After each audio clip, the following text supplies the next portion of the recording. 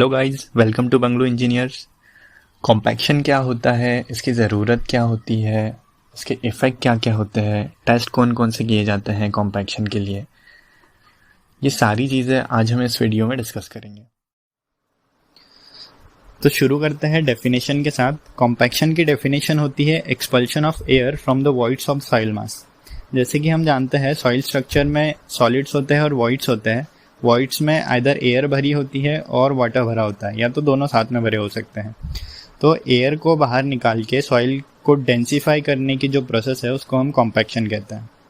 Generally आपने देखा होगा कि कोई भी स्ट्रक्चर कंस्ट्रक्ट करने से पहले हम कॉम्पैक्शन करते हैं सॉइल का। तो ऐसा क्यों किया जाता है, कॉम्पैक्शन क्यों किया जाता है जनरली? अगर हम कॉम्पैक्शन नहीं करेंगे तो क्या होगा? तो जैसे कि हम जानते हैं डेंसिफाई करने के लिए कॉम्पैक्शन किया जाता है। यदि हम कॉम्पैक्शन नहीं करेंगे किसी भी स्ट्रक्चर को बनाने से पहले और डायरेक्ट उस पर स्ट्रक्चर बना देंगे तो स्ट्रक्चर का लोड आएगा सॉइल पे, जिससे कि एयर जो है वो वॉइड से बाहर निकलेंगे। वॉइड्स खाली हो जाएंगे तो सॉइल डेंसिफाई हो जाएगी, मतलब उसकी थिकनेस कम हो जाएगी। थिकनेस कम होगी तो जो स्ट्रक्चर है उसका सेटलमेंट हो जाएगा, ज़मीन में धंसने लगेगा स्ट्रक्चर एकदम से। इसके लिए ज़रूरी है कि कोई भी स्ट्रक्चर बनाने से पहले हम कॉम्पैक्शन, प्रॉपर कॉम्पैक्शन करें सॉइल का। अब देखते हैं कि कॉम्पैक्शन के लिए कौन कौन से टेस्ट होते हैं। तो दो तरीके के टेस्ट होते हैं, एक स्टैंडर्ड प्रॉक्टर टेस्ट होता है और एक मॉडिफाइड प्रॉक्टर टेस्ट होता है। BIS जो ब्यूरो ऑफ इंडियन स्टैंडर्ड है, उसमें स्टैंडर्ड प्रॉक्टर टेस्ट को लाइट कॉम्पैक्शन टेस्ट कहा जाता है और मॉडिफाइड प्रॉक्टर टेस्ट को हैवी कॉम्पैक्शन टेस्ट कहा जाता है। हैवी इसलिए कहा जाता है क्योंकि इसमें कॉम्पैक्टिंग एफर्ट ज़्यादा होता है। मोल्ड की बात करें तो मोल्ड का साइज़ दोनों में सेम होता है। Internal diameter 100 mm, height 127.3 mm और वॉल्यूम 1000 cc। वॉल्यूम चेंज होता है स्पेसिफिक कंडीशन में, आगे बताऊंगा मैं वो आपको। रैमर का मास जो होता है स्टैंडर्ड प्रॉक्टर टेस्ट में 2.6 kg होता है और मॉडिफाइड प्रॉक्टर टेस्ट में 4.9 kg approx. Height of fall या ड्रॉप जो होता है वो 310 mm होता है स्टैंडर्ड प्रॉक्टर टेस्ट में और मॉडिफाइड में 450 mm होता है। फोर्स डायमीटर दोनों में 50 mm होता है।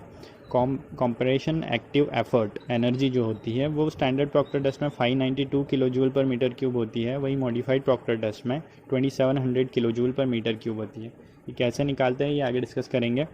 नंबर ऑफ़ लेयर जो होता है, जो स्टैंडर्ड प्रॉक्टर टेस्ट में मोल्ड को 3 लेयर्स में फिल किया जाता है और हर लेयर पे 25 ब्लोज दिए जाते हैं 310 mm हाइट ऑफ फॉल से। वही मॉडिफाइड प्रॉक्टर टेस्ट में 5 लेयर्स में फिल किया जाता है मोल्ड को और हर लेयर पे 25 ब्लोज दिए जाते हैं 450 mm हाइट ऑफ फॉल से। सबसे पहले हम कुछ फिक्स्ड वाटर कंटेंट मिलाते हैं सॉइल सैंपल में, उसको कॉम्पैक्ट करते हैं मोल्ड में, फिर उसकी डेंसिटी मीज़र करते हैं।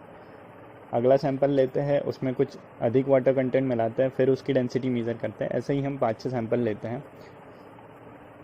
शुरू में ये होता है कि जैसे ही हम वाटर कंटेंट बढ़ाते जाते हैं सॉइल की डेंसिटी, ड्राई डेंसिटी जो है वो बढ़ती जाती है, पर एक पॉइंट आता है जिसके बाद सॉइल वाटर कंटेंट बढ़ाने पर ड्राई डेंसिटी कम होती जाती है। वो वाटर कंटेंट जिस पे कि हमें मैक्सिमम डेंसिटी मिल जाती है उसको हम ऑप्टिमम मॉइस्चर कंटेंट कहते हैं, और जो मैक्सिमम डेंसिटी होती है उसको मैक्सिमम ड्राई डेंसिटी कहा जाता है। ग्राफ प्लॉट करते हैं और ग्राफ से हम MDD और OMC आराम से निकाल सकते हैं। नेक्स्ट चीज़ होती है कि दोनों के ग्राफ में जब कंपैरिजन देखते हैं हम, तो हम ये कह सकते हैं कि मॉडिफाइड प्रॉक्टर टेस्ट में कम मॉइस्चर कंटेंट पे मैक्सिमम ड्राई डेंसिटी हम अचीव कर सकते हैं as compare to standard Procter test, जिसमें कि वाटर कंटेंट हमें ज़्यादा लगता है मैक्सिमम ड्राई डेंसिटी अचीव करने के लिए। बहुत सारी कॉम्पिटिटिव एग्ज़ाम में ये क्वेश्चन आता है कि जब हम दोनों के कर्व प्लॉट करते हैं तो modified Procter test standard Procter test के लेफ़्ट में होता है या राइट में होता है। तो इसका आंसर होता है कि मॉडिफाइड प्रॉक्टर टेस्ट का जो कर्व बनेगा वो स्टैंडर्ड प्रॉक्टर टेस्ट के कर्व के लेफ़्ट में बनेगा।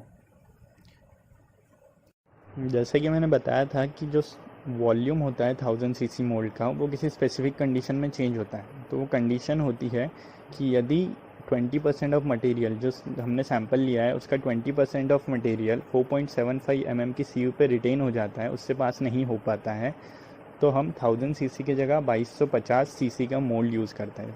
2250 क्यूबिक सेंटीमीटर का मोल्ड हम यूज़ करते हैं और वहाँ पे 25 की जगह हम 56 नंबर ऑफ ब्लोज देते हैं हर लेयर पे। ये दोनों टेस्ट स्टैंडर्ड प्रॉक्टर टेस्ट और मॉडिफाइड प्रॉक्टर टेस्ट दोनों के लिए एप्लीकेबल है। डिफरेंट टाइप्स के सॉइल का अगर हम कंपैरिजन देखते हैं MDD और OMC में, तो ये पाते हैं कि वेल ग्रेडेड ग्रेवल जो होता है सबसे कम मॉइस्चर कंटेंट पे सबसे ज़्यादा मैक्सिमम ड्राई डेंसिटी देता है।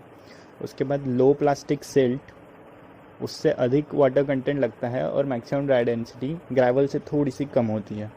उसके बाद हाई प्लास्टिक सिल्ट की बात करें तो वाटर कंटेंट और थोड़ा सा ज़्यादा लगता है और ड्राई डेंसिटी कंपैरेटिवली कम होती है। ऐसे ही लो प्लास्टिक क्ले और फिर high plastic clay. High plastic clay में सबसे ज़्यादा वाटर कंटेंट के बावजूद मैक्सिमम ड्राई डेंसिटी जो है वो कम होती है। तो जनरली वेल ग्रेडेड ग्रेवल को जहाँ पे भी हमें कॉम्पैक्ट करके फील करना होता है तो हम ग्रेवल को यूज़ करते हैं, क्योंकि उसमें वाटर कंटेंट कम लगता है, कम एफर्ट पे ही हम मैक्सिमम ड्राई डेंसिटी ज़्यादा अचीव कर सकते हैं। जैसा कि हम जानते हैं फील्ड पे कभी भी exact optimum moisture content achieve करना बहुत ही मुश्किल होता है। हम एग्जैक्ट ऑप्टिमम मॉइस्चर कंटेंट नहीं ऐड कर सकते हैं, या तो मॉइस्चर कंटेंट कभी कम हो सकता है OMC से, या तो कभी ज़्यादा हो सकता है। तो उसके लिए कौन सी कंडीशन में कम होना चाहिए और कौन सी कंडीशन में ज़्यादा होना चाहिए, इसके लिए कुछ पॉइंट्स होते हैं जो कंसिडर किए जाते हैं। तो उसके लिए ग्राफ जो आप देख सकते हैं, इसमें जो MDD होता है और OMC जो क्रॉस करता है जिस पॉइंट को, उसको पॉइंट ऑफ ऑप्टिमम कहा जाता है। और उसके लेफ़्ट साइड के जो पोर्शन को जहाँ पे वाटर कंटेंट बढ़ाने में ड्राई डेंसिटी बढ़ती है उसको ड्राई साइड ऑफ ऑप्टिमम कहा जाता है, और right side of point of optimum को वेट साइड ऑफ ऑप्टिमम कहा जाता है, जहाँ पे वाटर कंटेंट बढ़ाने पे ड्राई डेंसिटी कम होती है।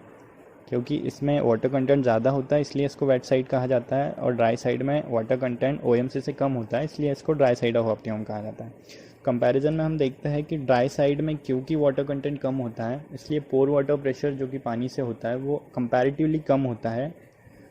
पोर वाटर प्रेशर कम होता है तो इफेक्टिव स्ट्रेस ज़्यादा होता है, और इफेक्टिव स्ट्रेस ज़्यादा होता है तो शियर स्ट्रेंथ जो है वो ज़्यादा होती है ड्राई साइड ऑफ ऑप्टिमम की। वही बात करें वेट साइड ऑफ ऑप्टिमम की, तो वाटर कंटेंट ज़्यादा होने के कारण पोर वाटर प्रेशर इसमें ज़्यादा होता है। पोर वाटर प्रेशर ज़्यादा होता है तो इफेक्टिव स्ट्रेस कंपैरेटिवली कम होता है, जिससे कि हमारी शियर स्ट्रेंथ भी कम हो जाती है। तो ड्राई साइड की शियर स्ट्रेंथ ज़्यादा होती है और वेट साइड की शियर स्ट्रेंथ कम होती है अगर आपस में कंपैरिजन किया जाए। सेकेंड पॉइंट है फ्लॉक्यूलेंट स्ट्रक्चर होता है ड्राई साइड ऑफ ऑप्टिमम में, और डिस्पर्स स्ट्रक्चर होता है वेट साइड ऑफ ऑप्टिमम में। फ्लॉक्यूलेंट और डिस्पर्स जो है वो सॉइल के स्ट्रक्चर्स होते हैं, जैसे कि honeycomb, single grain, mix soil, mixed, flocculent और डिस्पर्स, ये डिफरेंट टाइप्स के स्ट्रक्चर होते हैं। तो फ्लॉक्यूलेंट स्ट्रक्चर जैसे कि आप देख सकते हैं फेस टू एज कांटेक्ट अगर होता है सॉइल पार्टिकल्स में तो उसको फ्लॉक्यूलेंट स्ट्रक्चर कहा जाता है। क्लेस में जनरली होता पाया जाता है, और फ्लॉक्यूलेंट स्ट्रक्चर में जो है अट्रैक्टिव फोर्सेस डोमिनेंट होते हैं। के ज़्यादा होता है, के मतलब परमियाबिलिटी ज़्यादा होती है फ्लॉक्यूलेंट स्ट्रक्चर में as compare to disperse structure. Disperse structure की बात करें तो इसमें फेस टू फेस और एज टू एज कॉन्टैक्ट होता है, रिपल्सिव फोर्सेस होते हैं, और ये सलाइन वाटर में पाया जाता है। इसकी परमियाबिलिटी कम होती है एज़ कम्पेयर टू फ्लॉक्यूलेंट स्ट्रक्चर। अगला पॉइंट है ड्राई साइड में स्वेलिंग ज़्यादा होती है। वाटर कंटेंट कम होता है तो यदि हम वाटर कंटेंट बाहर से कोई भी वाटर अब्जॉर्ब करती है सॉइल तो उसमें स्वेलिंग होने के चांसेस ज़्यादा होते हैं as compare to wet side of optimum, जिसमें कि स्वेलिंग कम होती है। श्रिंकेज ड्राई साइड में कम होता है क्योंकि वाटर कंटेंट कम होता है तो इवेपोरेट होने के बाद जो वाटर की क्वांटिटी है वो कम अब्जॉर्ब आउट होती है, बाहर जाती है, जिससे कि वॉइड्स खाली कम होता है, तो श्रिंकेज कम होने के चांसेस होते हैं। वही वेट साइड ऑफ ऑप्टिमम में जो है अगर इवेपोरेशन होता है तो अधिक मात्रा में जो है वाटर इवेपोरेट होता है, जिससे कि श्रिंकेज ज़्यादा होता है। अब ड्राई साइड ऑफ ऑप्टिमम कहाँ यूज़ किया जाता है? जहाँ पे भी हमें हाई शियर स्ट्रेंथ की आवश्यकता होती है, जैसे हाईवेज हो गए, आउटर पार्ट ऑफ डैम हो गया, वहाँ पे हम dry side of optimum use करते हैं। और जहाँ पे भी हमें ऐसी कंडीशन चाहिए हो जहाँ पे स्वेलिंग कम होती है, जैसे कि जो डैम का कोर पार्ट होता है, भीतरी हिस्सा होता है, और फ्लोर्स के नीचे जहाँ पे हमें नहीं चाहिए होता कि स्वेलिंग करे सॉइल हमारी, तो वहाँ पे हम वेट साइड ऑफ ऑप्टिमम में यूज़ करते हैं। मतलब कि कोशिश करते हैं कि हमारा वाटर कंटेंट जो है वो या तो ऑप्टिमम मॉइस्चर कंटेंट पर हो या उससे अधिक हो, कम नहीं होना चाहिए वेट साइड ऑफ ऑप्टिमम में कोर ऑफ डैम्स में। और उसी प्रकार हाईवेज और आउटर पार्ट ऑफ डैम में हम कोशिश करते हैं कि वाटर कंटेंट या तो ऑप्टिमम मॉइस्चर कंटेंट हो या तो उससे कम हो। एनर्जी की बात करते हैं, स्टैंडर्ड प्रॉक्टर टेस्ट में एनर्जी कितनी होती है? इसके लिए फॉर्मूला होता है कि जो weight of rammer W into H height of fall into number of blows into number of layers divided by volume. तो W जो है स्टैंडर्ड प्रॉक्टर टेस्ट में होता है 2.6 kg, height of fall 310 mm, 25 blows दिए जाते हैं और 3 लेयर्स में दिए जाते हैं। वॉल्यूम 1000 सीसी होता है। तो इसके कैलकुलेशन के बाद हम कह सकते हैं कि जो स्टैंडर्ड प्रॉक्टर टेस्ट होता है उसमें 593.01 किलो जूल पर मीटर क्यूब एनर्जी होती है। उसी प्रकार अगर हम वैल्यूज़ पुट करें मॉडिफाइड प्रॉक्टर टेस्ट की तो उसमें 2703.88 किलो जूल पर मीटर क्यूब एनर्जी पाई जाती है। तो इससे हम स्टैंडर्ड प्रॉक्टर टेस्ट में जो है मॉडिफाइड प्रॉक्टर टेस्ट में 4.55 टाइम्स एक्स्ट्रा एनर्जी होती है as compare to standard Procter test. 4.55 गुना ज़्यादा कॉम्पैक्टिव एफर्ट होता है मॉडिफाइड प्रॉक्टर टेस्ट में।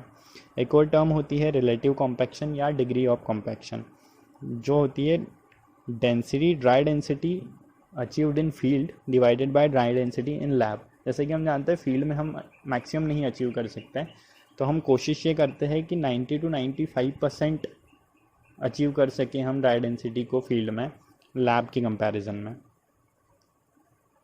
होप आपके सारे डाउट्स कॉम्पैक्शन के रिलेटेड क्लियर हुए होंगे, और यदि फिर भी आपके मन में कोई डाउट होता है तो आप मुझे नीचे कमेंट्स में लिख के पूछ सकते हैं।